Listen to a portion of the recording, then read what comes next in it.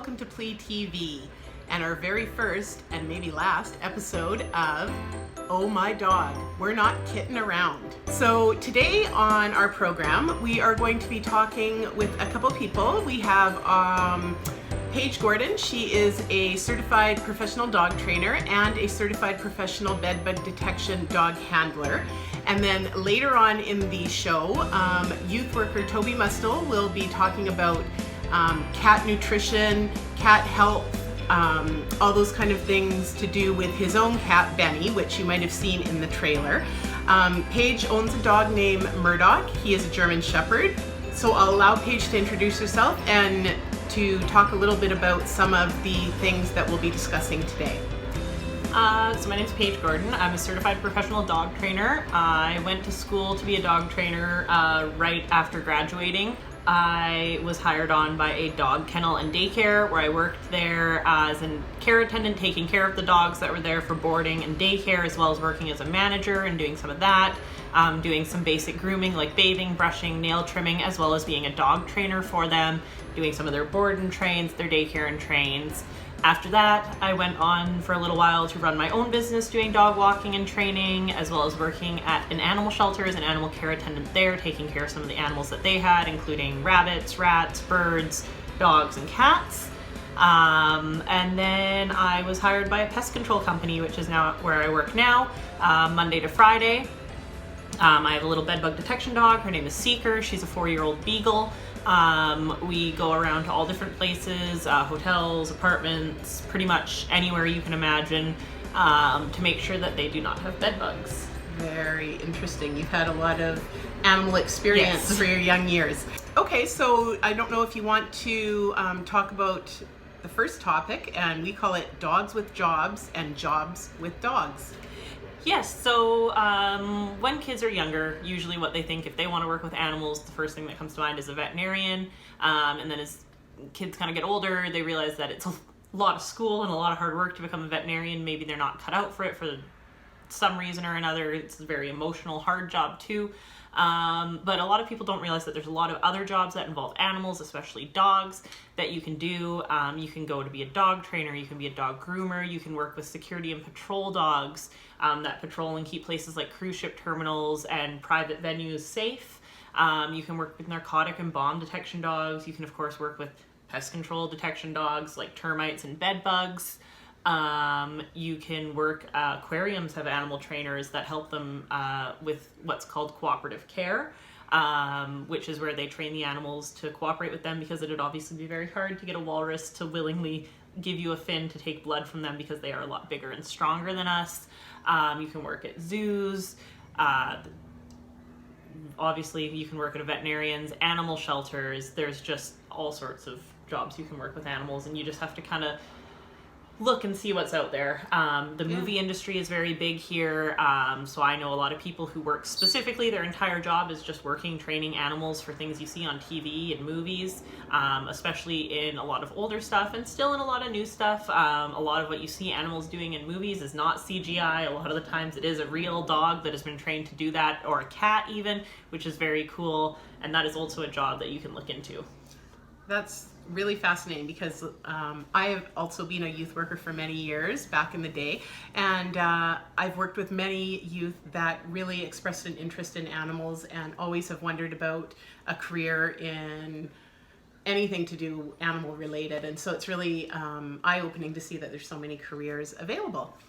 Okay, so next, Paige, can you tell us a little bit about dog body language? Yeah, so dog body language is something I'm very passionate about. I have a lot of strong feelings about, because unfortunately through social media, although it is a great tool, I love social media, I'm on it lots. Unfortunately, through there, things are sometimes shared and portrayed as something that is cute or funny, and it's really not if you know things about animal body language, especially with dogs, which is unfortunately why you see a lot of things like dog bites. A lot of people will say, my dog bit me or my kid out of nowhere. Dogs rarely will bite out of nowhere. They almost always will give you a sign that they were uncomfortable beforehand or that they were even about to bite beforehand. It's just a matter of knowing what would make a dog uncomfortable and knowing what body language to look for. Of course, the one that a lot of people know is showing their teeth. That's usually the sign of an unhappy dog. Showing their teeth does not always mean that they are going to bite though, but I would respect a dog showing its teeth. If a dog is showing its teeth to you, probably back off and reassess the situation. While some dogs will do it as a bluff, or some dogs even will do it when they are uncomfortable. I know a lot of people know the viral video, Denver the Guilty Dog. I've seen that one. Yes, where she gets in trouble and she starts almost smiling and showing her teeth. That is called an appeasement signal, and dogs will sometimes do it if they are uncomfortable. Dogs don't understand what we are saying, and they are actually not capable of feeling guilt. So when he was getting upset with her, she didn't know what was going on, so she kind of nervously wagged her tail slowly and showed her teeth to him to kind of go, I don't really know what you want, but maybe this will make you stop yelling. And so that is a sign to me that he should maybe back off, because she doesn't know what she did wrong and she's very uncomfortable with this situation. Of course, if a dog is really tense and holding its body tightly and maybe its tail's moving in like these stiff little fast movements, that is a sign that is not a friendly or happy dog. And I would back off slowly and carefully in that kind of situation. Don't reach over dogs. A lot of people bend down. Their first instinct will go over approaching a dog properly later. Their first instinct for a lot of people when they greet a dog is to bend over it. Don't do that. You're putting your face right in their face, which is never a smart idea with a strange dog. As well, it's very intimidating. We're a lot taller and bigger than most dogs, and leaning right over their face is probably never a smart idea. They could even accidentally hurt you. I've seen lots of bigger dogs like Great Danes accidentally raise their heads and crack people in the nose and break their nose that way. So probably just avoid that altogether. Your best bet, again, we'll go over it, is crouching down sideways, avoiding eye contact from the dog and letting the dog approach you. You should always try and let a dog approach you when you want to interact with it, so that they can kind of be in control of the situation, especially with nervous and fearful dogs. Most people, when they greet a nervous or fearful dog, they don't want the dog to be scared. They don't want the dog to be scared of them. They want the dog to know they're friendly, so they will try and talk to it in a high-pitched voice and pay attention to it, which usually, unfortunately, has the opposite effect and will freak them out more. The best thing you can do with a fearful dog or a nervous dog is actually just ignore it. If you're allowed to give it food, if the owner has food, if you have food, treats you can give it, the best thing you can do is just sit and kind of ignore it and toss food to it without even looking at it and let it get the food. I promise you, with a little bit of patience, eventually the dog will come check you out, because you've ignored it and made it feel comfortable and safe. It no longer will view you as a threat, because you are rewiring the way the dog is thinking to think that you are a good thing that brings food and you aren't a threat. All very valuable information, so thank you for that. I guess we can talk a little bit about grooming, and maybe later in the video you can do a little demonstration with Murdock about grooming. Yeah, so grooming is very important. A lot of people don't realize how important grooming can be. A lot of people overlook it. Obviously, the thing I want to start with that everyone who knows me knows I'm a little bit crazy on is your dog's nails. Dog's nails need to be cut. They do have a quick in the nail, which is a blood vessel that, unfortunately, if you cut it, it does bleed quite badly, which is why a lot of people are very afraid to cut their own dog's nails. If you are afraid to cut your dog's nails and you don't think you will ever be comfortable with it, most vets and groomers will do it at a very reasonable cost for you. You should probably go every few weeks. Your groomer or vet will tell you, based every dog's nails grow kind of at a different rate. The vet or groomer will be able to tell you how frequently you should be bringing your dog in to maintain their nail length. It's very important. Letting your dog's nails get too long, as the main issue obviously is that they can get caught on things, they can tear them, they can rip them off, they can do what's called degloving them, which is where they pull the whole nail off. And just leave that blood vessel we just talked about exposed. It's very painful and can be a big vet bill and a big pain in the butt for you while it heals, because your dog has its foot wrapped and can't do a lot. So you can prevent a lot of that by keeping your dog's nails trimmed short. For most breeds, dogs that aren't greyhounds and whippets, basically, you shouldn't hear their nails click on the floor when they are walking. Oh, if they don't have if their feet are kind of flat, you'll never be able to not hear their feet clicking on the ground. But if they have kind of normal round feet, you shouldn't hear their nails click on the floor when they walk. Is kind of a good indicator. Are there some tools that are better than others to Yes. clip? So a lot of people, when they think of nail clippers, kind of the one that people see a lot for some reason are the guillotine clippers. I would not recommend those. They put a lot of pressure on the dog's nails. They don't allow an accurate cut. You're way more likely to quick your dog's nails. It's way more likely to be uncomfortable for your dog and make them not like the nail cutting experience. So what I recommend are kind of scissor style cutters. They look like this. They have a lock on them so that when you're not using them, they stay shut and you can unlock them and cut like that. They allow for a more accurate cut. You can angle them and kind of work your dog's nails back. If your dog's nails have gotten very long, you need to work the quick back slowly over time. Oh, okay. So you do that by cutting on an angle. It kind of will cause the quick to recede over time as you're cutting it. Another good tool, I don't have one here, is the Dremels. They do sell at some pet stores like off-brand Dremels that are specifically supposed to be for pets' nails. That's the kind where you see the dog putting their nail inside that in the little hole. Yeah. So I generally don't recommend those. They don't have a strong motor. For cats and smaller dogs, they are great. For bigger dogs, the motor will just burn out. It is not strong enough. Dremel, the actual Dremel brand, makes a pet Dremel that is the same strength as normal, but it is a bit smaller and the motor is a bit quieter for doing the dog's nails. I really recommend that. You can also, of course, just use a normal Dremel with the sandpaper head. It takes a little, just like using nail clippers, it takes a little bit to get your dogs used to it because it's a funny sound. It's kind of a funny sensation on their feet. But you're a lot less likely to quick your dog, and you can do that rounding technique to work the quick back a lot easier with a Dremel. With smaller dogs, again, I don't have them here, smaller dogs and cats, Toby might show them later. They're these little tiny, they look like tiny little sewing scissors that have kind of the same curve figure as the opening on the nail clippers, and those are for doing the nails on small dogs and cats. So cats should have their nails. Cats should also have their nails clipped as well. Okay. Especially if they're indoor cats and may not sharpen their nails as much. As for brushing and grooming your dogs, there's a variety of tools you can use. For short-haired dogs, I recommend a slicker brush. Again, I don't quite have one here because my dog is quite long-haired. You can use them on long-haired dogs as a finishing touch, but you need other tools that I'll go over in a minute for longer-haired dogs. A slicker brush is kind of probably one of the more traditional ones you've seen. It's got usually a square head and these little pins that kind of come out and go on an angle. They're great for going over the top coat of a long-haired dog or just getting the dead hair off of your short-haired dog like a Labrador. You want to look for one that has bristles that are a bit softer because they're metal and kind of pin-like. Again, it can be uncomfortable if you buy a cheap one from the dollar store. The pins can be harsher on the dog, so you can still use them. Just be aware that they might not be as soft and gentle as a more expensive one, and just be light with your brushing.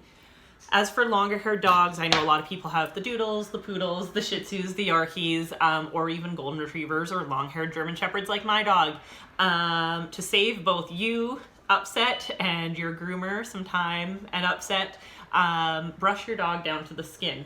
Most people will get a bristle brush, which kind of looks like a human hairbrush, or a slicker brush like I previously mentioned, and say, oh, well, I brush my dog every day, and then don't understand when they take it to the groomer why the groomer says that their dog is matted and has to be shaved down to the skin, which upsets many people. I have many friends who are groomers. They don't like doing this to their dog. You don't like it when it's done to your dog. Everyone's unhappy. So what you can do is get a comb like this, a metal comb.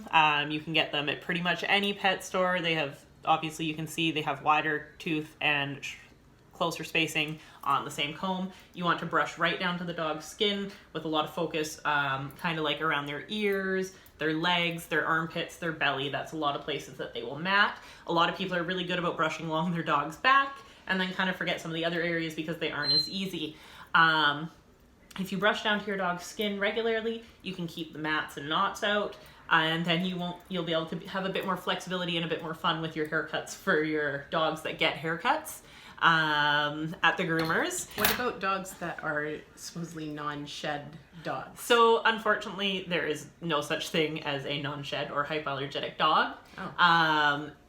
They can be less, they can cause less of an allergen. Poodles specifically are more prone to this. That's why poodles are recommended for people with allergies a lot. A lot of people are less likely to be allergic to things like poodles, cotton to Touliers.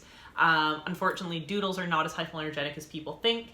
Because they are a mix of two different breeds, there's no quite way to predict what kind of coat they could have. They could have the Labrador coat, which sheds a lot, and a lot of people are allergic to Labradors. They could have a more poodle coat, and you could have a less of a chance of being allergic to them. Some of them even get this strange wiry coat, which requires a lot of grooming and what's called hand stripping, which gets very expensive. Oh.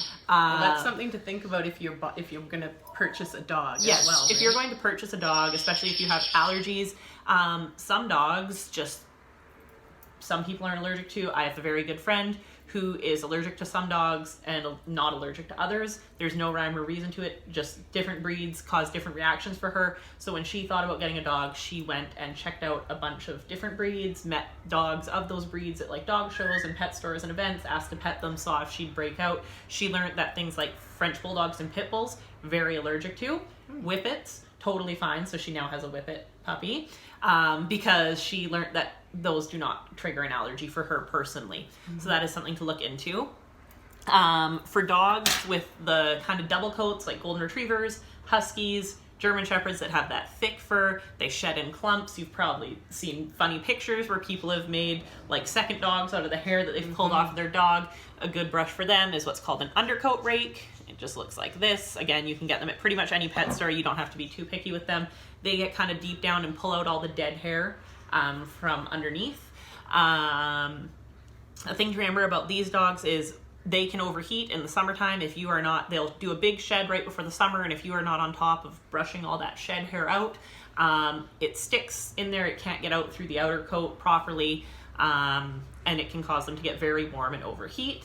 Unfortunately, some people who are not on top of the brushing, or they just mean well, they are on top of the brushing, but they think it'll be better. Before the summer, they will try to shave their dog. You do not want to do that. Unfortunately, that can cause things to get worse for them in the heat. The way dogs' coats work is almost like an air conditioning system and a heating system. So in the summer, that double coat helps them stay cool. It keeps air circulating through the coat and cools them off like an AC system. And in the wintertime, it'll keep them warm and keep the warmth and keep the air against their skin warm. All super information. So later on in our video, Paige will be doing a demonstration with clicker training. So I don't know if you want to touch on what clicker training is. But clicker training is one of my favorite methods of training. It's basically like if you've heard the Pavlov's bell experiment, where he rang a bell and eventually the dogs would associate getting the bell with getting dinner, and they would salivate when they heard the bell. It's very similar to that. You're clicking and the dog starts to associate the sound of the clicker with getting a treat. So it just makes your training a lot more precise, as the dog knows that the click is whatever they were doing when you clicked is what you want from them, versus instead maybe say you ask your dog to sit and then you go, oh, good dog, and go to give them the treat, but then they get up to get the treat and now they think that sit is sit for a split second, get up and get the treat. Clicker training is also great for building on behaviors, so that's what they use in movies a lot when they're teaching behaviors for training dogs for movies. To get a dog to do something very complex, you can't just teach them a big complex behavior all at once, like going and shutting a door. There's a lot of small steps to it. Also with service dogs, they use a lot of clicker training to teach big complex behaviors like retrieving things off shelves and closing doors and pressing buttons, elevator buttons for people. So clicker training allows you to break things down into very small steps that the dogs can understand and let them know that yes, that is what you want, and then allow you to build on it from there. Excellent. Is there any other things that you want to touch on before we get into some of the demos? Yeah, I was going to say, I think we'll go over some trick training. We'll do some trick demos. I'll talk more about trick training and what you can do with your dog and how to go from there. I was also going to do a little scent work demo, and we'll talk more about scent work right before that. It's a fun thing you can do with your dog based off of detection dog work, like police dogs, bomb dogs, bed bug dogs, that you can do for fun with your own pet and teach them to find just about anything you want. Oh, you can do it at home with your own dog? Yes, yeah, for fun. Oh, that's exciting. So you'll give us a demo of that in a little bit? Perfect. Okay, so we're going to go to some quick demos that Paige will do with her dog Murdock. And then after that, Toby Mustill, who's a youth development worker at PLEA, will show a couple clips of his cat Benny and also some facts on cat nutrition. So now I'm going to talk a little bit about approaching a dog and how I approach a dog. A lot of people want to obviously pet people's dogs on the street. The first important thing is to ask permission. Not all dogs are friendly, and not all dogs like people. Some dogs are in training. Some people are working on certain things like not jumping up on people, and the owner might have something in specific they want you to do when you greet their dog. But we're going to go over just the most basic way to greet a dog. I'm going to go up, ask to pet their dog, and then I'm going to demonstrate how I greet a dog, which is to crouch down beside them, not exactly facing them, just kind of facing away from them, not making eye contact, and letting the dog choose to engage with me. That way, if the dog was not wanting to come say hi to me, not wanting to engage with me, they have the choice to look to their owner for support, move into their owner. They can move behind their owner, they can move side to side, try and get away from me, and communicate to me that they aren't comfortable with the greeting, at which point I can choose to get up and move away. Murdock is very friendly. He obviously knows me. He's my dog. He's going to be excited to say hi, and he'll be an example of how a friendly dog will choose to come to you for attention when you go to greet them, and show you what it looks like, a dog consenting to being pet and saying, yes, please touch me. Hi, can I pet your dog? Yeah. Hi. Hi. Good boy. Hello. So as you can see, Murdock came right up to me. He's giving me his bum for bum scratches because that's his favorite. So he's indicating to me that he would very much like pets and giving me kisses. You can tell he has loose, happy body language. He's very happy to say hello to me. Whereas a dog that was more shy might have been slower in approaching me, might have chose not to approach me at all. Ooh, buddy! In which case, I would have moved away from the situation. So first of all, I want to talk about clicker training with dogs. Clicker training is one of my favorite methods for training with dogs, and how I start all my dogs. When Murdock was a young puppy, one of the first things I did with him when I got him home was do what's called charging the clicker, or adding value to the clicker. Clickers are a device used for dog training. You can buy them at almost any pet supply store for a variety of costs and in a variety of styles. These are my favorite. They're called box clickers. They work very well. They run about $1.50 each at most pet stores. And basically how you start is you click and give your dog food. This will usually take 1 or 2 sessions. Most dogs pick up on this very quickly. Murdock obviously already knows what it is, but most of your dogs will pick up on it very quickly. The fun thing about clicker training is if you have an animal that likes food, you can clicker train them. People have clicker trained rats, birds, cats. It's how marine mammals are taught tricks at shows, at aquariums, and to do what's called cooperative care, where they willingly volunteer their fins for things like blood draws, and otherwise we wouldn't be able to get a massive walrus to let us take its blood. And it's basically just teaching the dog that yes, whatever it just did was exactly what you wanted it to do. So why this is good is especially when you're training a young or new dog, sometimes if you ask them for a behavior and then move the food towards them, like for example, you ask them sit, and then you get the food, you bring it to their face, and they've already started to stand up, and now they've been rewarded for sitting for only a split second and getting up, whereas the clicker marks exactly the behavior that you wanted. So for example, couché. I wanted Murdock to lay down. I clicked the second he laid down, so even if he had got up, he knows that the down part is what he'd been rewarded for. Assis. Now I noticed you're using a different language, or... Yes, so Murdock is trained in French. Sometimes with dogs, with working dogs, which he is a working line German Shepherd. He was originally bred for security patrol type work. They are trained in a different language because if they are chasing a criminal, you don't want someone yelling stop or stay at the dog and the dog listening to them. So they like to train them in a different language because most people aren't going to think he'll stay or stop in German or French at a dog. So as we just talked about clicker training, I love using clicker training for working with grooming with my dogs. A lot of dogs, especially adult dogs or rescue dogs who haven't been exposed to grooming in a positive way, a lot of them will be afraid of grooming, and especially nail clippers usually is a big one for dogs to be afraid of. So I use the clicker to reintroduce it and kind of make the nail clippers more of a fun, positive experience for the dog. How I start is by putting the nail clippers down for the dog and letting them choose to interact with the nail clippers in any sort of positive way. Good boy. So Murdock obviously has been doing this since he was a puppy. So he already knows how this game works, and he knows that if he interacts with the nail clippers, he will get rewarded. Next, once they're less afraid of the nail clippers, I can start offering it out to the dog in my hand, because the nail clippers will be in your hand when you're cutting their nails. So I'll start holding it out to them and letting him, again, interact. Again, he knows this game very well by now.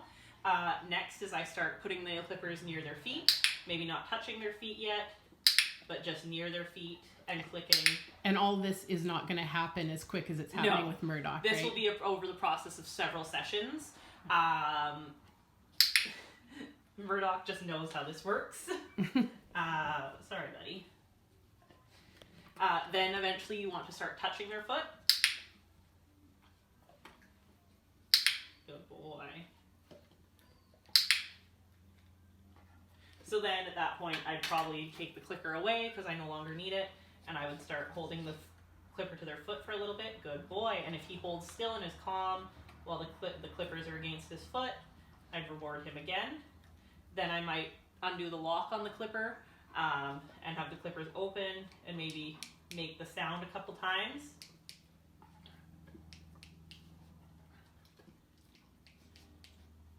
Near his foot. At that point, good boy, stand. Good. I have my dog stand when I cut their nails. Then I might try lifting up his foot with the hand with the clippers in it.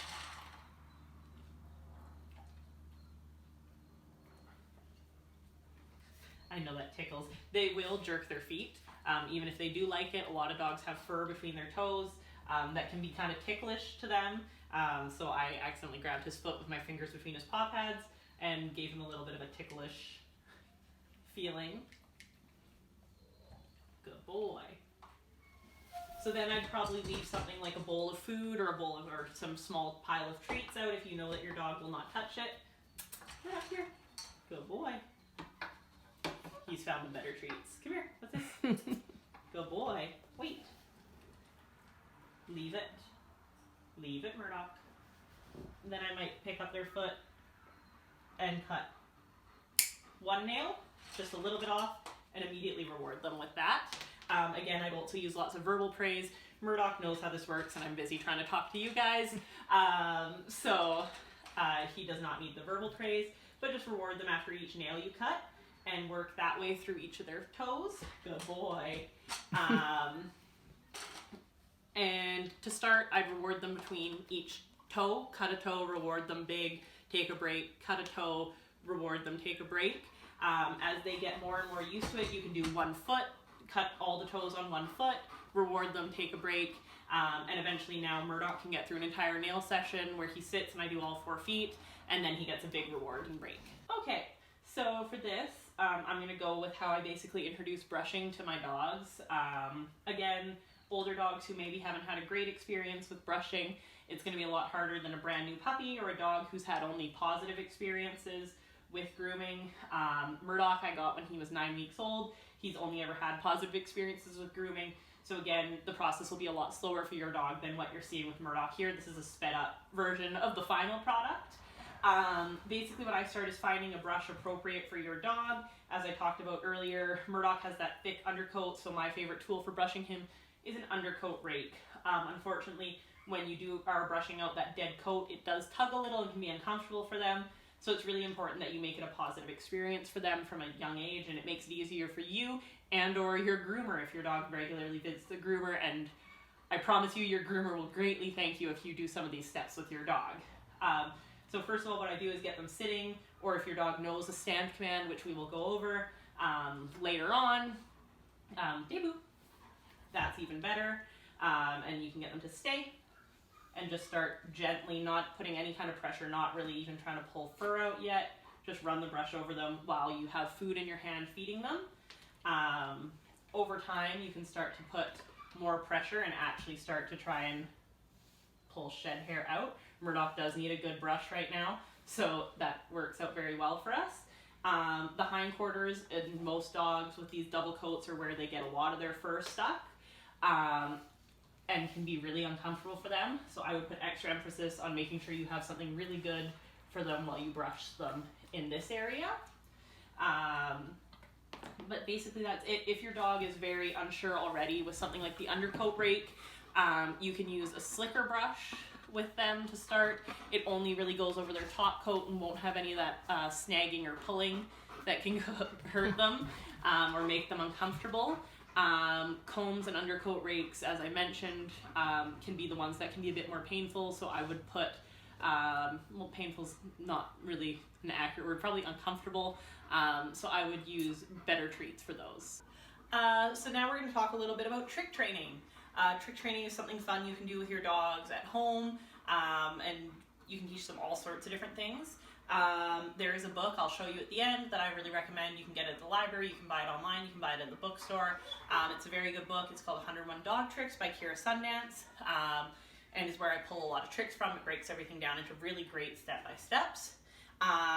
So what I'm going to work on today with you is a really easy trick. Murdock does already know this trick. So the process will go a bit slower for you. This is more of a sped up version just to show you all the steps. So it's called a touch or a target, a hand target. And basically what it is to start is I'm just going to put my hand out. Murdock knows I have food right now, so he's going to go check out my hand to see if it has food in it and touch it. At that point, I'm going to use the clicker, which we talked about before, to mark that yes, I would like him to check out my hand and then reward him. Good boy. Again, he already knows this. Most dogs, though, knowing you have food, will go check out the hand anyway. He just checked it out a lot faster because he does know this already. Once they know pretty well that they're supposed to go touch the hand, they're consistently doing it, you can start putting a word on it. Some people use target, I use touch. Touch. Good boy. So then the next step you can try and add, or if you have a smaller dog and it's hard for you to bend down to their level, you can teach them to touch a target stick. You can buy these online. Another great do-it-yourself is you can get a wooden spoon from the dollar store, and teach them to hit the end of it. Then touch. Good boy. Thank you. Touch. No. Touch. Yes. Good boy. So Murdock is a little bit excited, so I just waited him out. He does know what he's supposed to do. He's just excited and he's treating it like a toy right now. Touch. Yes. Good boy. So these are great for a smaller dog where you'd maybe have to bend down like a Chihuahua. You can, same thing as the hand, you teach them to touch the little yellow ball at the end, or if you were using a fly swatter, the flat end of the fly swatter, or the round part of a wooden spoon. Then a way you can build on this trick, the trick itself is a fun engagement game for your dog. So if your dog is maybe getting a little like unfocused from you, kind of distracted on say like a walk or something, you can go touch and get them to re-engage back with you because it is such a highly rewarded trick that they will want to go check out your hand because they think that they are going to get food. Another fun way that they use in movies to build on this, just like human actors, dogs have to go to their marks on set. They also have to do things like close doors, push cabinets closed, and things like that. Murdock, come here. Good boy. So how I start with that is just getting a sticky note or a piece of paper with tape and teaching them touch. And teaching him to touch the paper in your hand. Touch. Good boy. Touch. Good boy. Good boy. Ready? Sit. Once they've got that really well and they've started to learn that they touch the piece of paper, you can go stick the piece of paper to a wall, a door, something you would like them to go touch, and then ask him, touch. Good boy. Go touch. Good boy. You might have to stand closer in the beginning for some dogs, touch, and show them what they are doing. After a while, you can start to move away. Murdock, ready? Murdock, ready? Go touch. Good boy. And that would be, for example, in a movie, how you would send a dog to a spot on set. Go touch. Good boy. And you can build all sorts of fun things on that. Like I said, you can teach your dog to close a fridge door for you, close your bedroom door. You can teach them to push buttons for you that way. You can teach them if you have a push light switch, like a light switch that pushes in, you can even teach them to turn off light switches that way. So the next thing I want to talk about a little bit is about behavioral training. Lots of dogs are surrendered because of people moving, stuff like that, but even more dogs are surrendered because they have behavioral problems or stuff that their owners just cannot deal with, behaviors their owners don't like and that they find overwhelming. So one of the jobs of a dog trainer is to come up with ways to solve those issues so that the dog can stay in its current home. A big one for a lot of people is dogs jumping up on them. Murdock is not a jumper. I've had him since he was 9 weeks old, and we've always worked on shaping what is a default behavior. A default behavior is what a dog does when it wants something. One of Murdock's big things when he wants something is he knows he just sits. When he wants food or wants to say hi to someone, he knows that sitting is what he's supposed to do, and that he'll get pets and get fed when he sits. So for this, I will be kind of tricking him and luring him into jumping up. So with jumping up, basically how I work on behavioral modification with dogs is a dog can't be doing two things at once. So when they are doing a behavior that you do not want them to be doing, make sure you have another behavior that you have trained really well, such as a sit, and ask them to do that for you instead. So I'm using sit as an example because it would be impossible for my dog to be jumping up on me at sit at the same time. The first way that you work on this is making sure your dog has a really good understanding of what sit is. So, assi. So Murdock knows what sit is very well. Assi. So I hear you're using maybe a different language, or you're not yes, so using Murdock, the word sit? Murdock is trained in French. Assi. So sit is just a C for him. Some people train their dogs in different languages if they are working dogs, which Murdock is a working line German Shepherd. All his commands for him are in French. You'll hear it again later. When we do nose work, his word is chercher for search. So once you have got a really good handle on their sit command, assi, and they're responding well to it, what you can start to do is keep a small jar of treats by your door. If the door is where your dog is jumping up, that's where a lot of dogs jump up. When you come in the door, they're excited to see you. They want to get up by your face and say hi, so they will jump on you. So what I just do is, assi. So he goes into a sit, and then he gets rewarded, and then I will say hi to him. If my dog was jumping up, I would get the treat. If you want it to be something high value, Murdock will work assi for just about anything, so I'm using kibble here. But perhaps for this, you want to use something like beef liver in a little jar, or something that is more high value that they are going to want to do something for. So again, so I assume you mean freeze-dried beef liver? Yes, freeze-dried beef liver. So just slowly working on it over time. Yeah, good. And so he barked at me just then, so I just ignored him and waited for him to sit down properly, and then he got his treat. And see, you can see now I didn't even say anything, but he would like another treat, and he'd like attention. So he is now sat, and that is now his default behavior. He knows that he basically stops existing if he isn't sitting for me nicely. So as we talked about before, a fun thing you can do at home with your dogs is called scent work or nose work. Basically you're teaching your dog to use its nose to find things, much like a bomb or narcotic or pest control detection dog. How we start with that is usually with some boxes out on the ground. You put food in one box, hold your dog, and then tell them to go find it or whatever you want the search word to be. And you keep doing that. You move the boxes around. You get them really good at knowing that when you say find it, they are going to go look for food. After that, you can start hiding the food in more complicated places, places that they kind of have to work to sniff out. And once they've gotten really, really good at it, what you can do is you can start to do what's called pairing it with something else that you would like them to find. So for working dogs, this would be like a narcotic, a bomb, bed bugs, termites, something along those lines.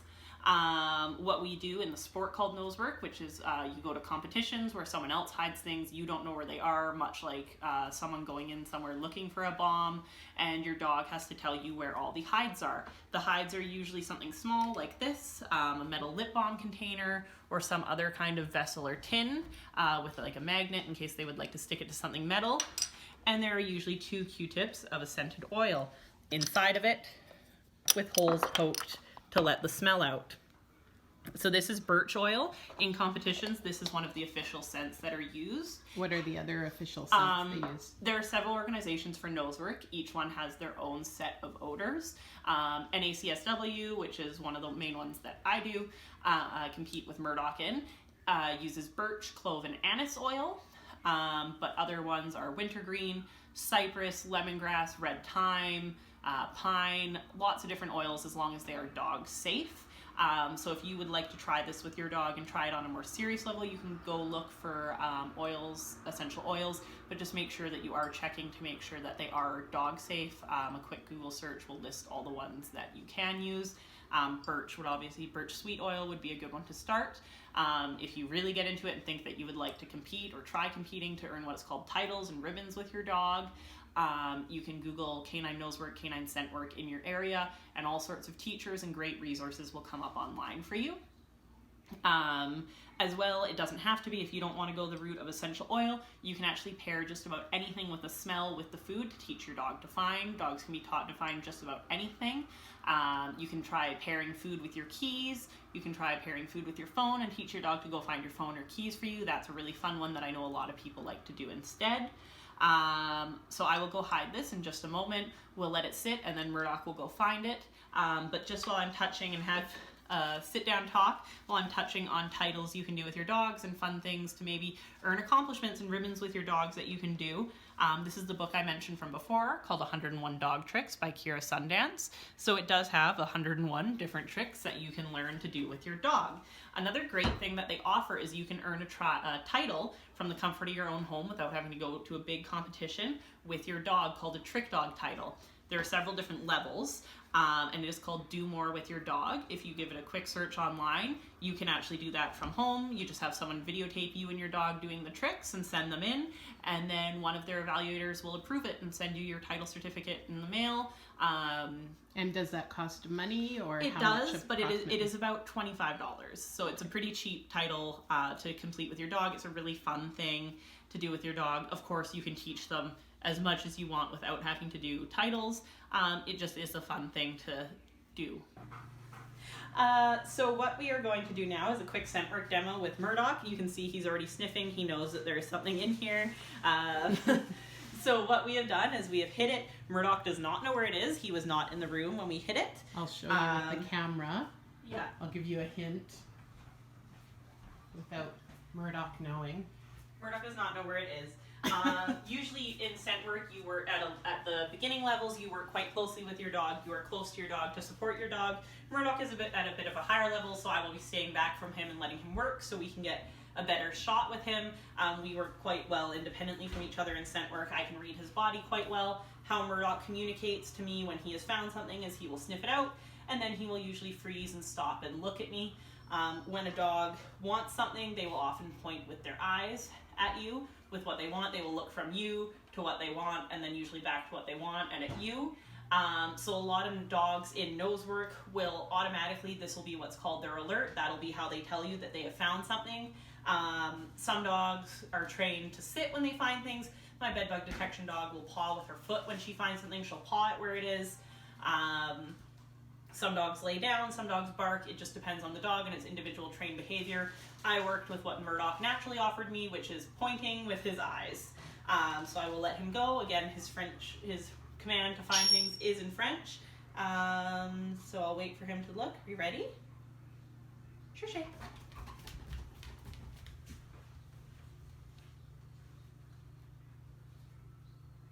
Yes, good boy. Hi, I'm Toby, and welcome to PLEA TV. Today, we're going to be talking about basic pet care. Meet Benny, the star of our show.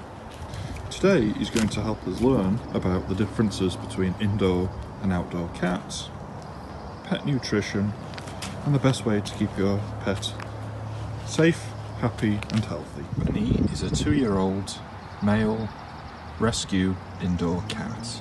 Benny wasn't always an indoor cat. In a different lifetime, about a year ago, he was a stray outdoor cat. Between then and now, he has been rescued, spent approximately 3 months in a local cat shelter, and has been rescued by myself. He now lives a happy and healthy life with me. The main difference between outdoor and indoor cats is that outdoor cats spend the majority of the time, surprisingly, outdoors. Outdoor cats tend to spend between 18 and 20 hours outside. searching and looking for food outdoors, and getting exercise in the wilderness. Whereas indoor cats spend the majority, if not all of the time, inside a family home with their caregivers. While the outdoors may appear to be a cat's natural habitat, in modern times, with the likes of transportation, cars, and the like, it is not always safe to have a fully outdoor cat, and therefore most people in modern times choose to have a mix of an outdoor-indoor cat or an indoor cat entirely. Indoor cats, on the other hand, spend all or most of their time inside with their family. This helps them stay safe, have constant access to food and water, and stimulation from a family environment. While Benny is an indoor cat, because of his history as an outdoor cat, he requires entertainment beyond the means of a home. Therefore, I have chosen to leash train him, which isn't an easy endeavour. However, this is one of the best ways to keep your cat entertained. However, if leash training and taking your cat outside on a leash isn't possible wherever you may live, other methods to entertain your cat may include cat TV, cat toys, or even catnip. Keeping your indoor cat entertained is a very important thing to do, as having a bored cat may lead to the destruction of furniture and a very unhappy owner. Having the mix of an indoor-outdoor cat may seem preferable, and in many cases it is. If you live in a quiet neighbourhood, in a fairly rural area without any dangers from natural predators such as bears, cougars, coyotes or raccoons, it is quite easy to maintain an indoor-outdoor cat. Most people allow their indoor-outdoor cat to roam during the day and call their cat in to sleep inside on an evening. This requires some amount of cooperation from your cat.